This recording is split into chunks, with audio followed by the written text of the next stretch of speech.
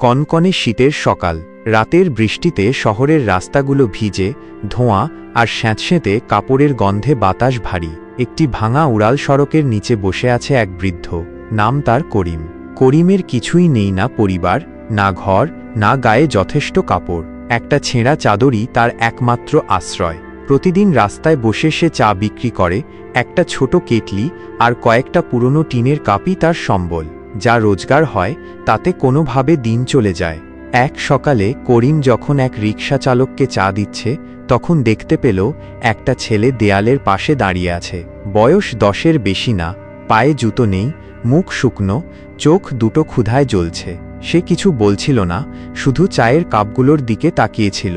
করিম নিজের রোজগারের দিকে তাকালো। চাইলেই ওই টাকায় সে রাতে একটু ভালো খেতে পারত, কিন্তু সে তা করল না।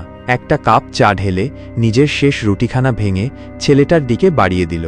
খা বাবা, করিম বলল, মুখে ক্লান্ত কিন্তু কোমল হাসি। ছেলেটা একটু কাঁপতে কাঁপতে খাবার নিল। ধন্যবাদ কাকা, ফিসফিস করে বলল। তারপর থেকে প্রতিদিন সেই ছেলেটি আসত। করিম কখনো জিজ্ঞাসা করেনি সে কোথা থেকে আসে কিংবা কোথায় যায়। সে শুধু নিজের সামান্য খাবার ভাগ করে নিত, তাকে চা বানানো, কাপ ধোয়া আর পয়সা গোনা শেখাত। কিন্তু একদিন ছেলেটি আর এলো না। করিম অপেক্ষা করল। দিন কেটে গেল, ছেলেটা আর আসেনি। হয়তো কোনো ভালো জায়গায় পৌঁছে গেছে, করিম শুধু এটুকুই ভাবল। এক সন্ধ্যায় হঠাৎ একটা গাড়ি থামল করিমের চা স্টলের পাশে। ঝকঝকে পোশাকের এক যুবক গাড়ি থেকে নামল, হাতে প্যাকেটবন্দি গরম খাবার আর মোটা কম্বল। করিম অবাক হয়ে জিজ্ঞেস করল, এত কিছু দিচ্ছেন কেন?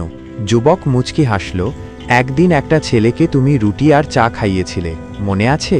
করিম স্তব্ধ হয়ে রইল। সেই ছেলেটা ছিলাম আমি। করিমের চোখে জল চলে এলো। তোমার সেই ছোট্ট সহানুভূতি আমায় বাঁচিয়েছিল।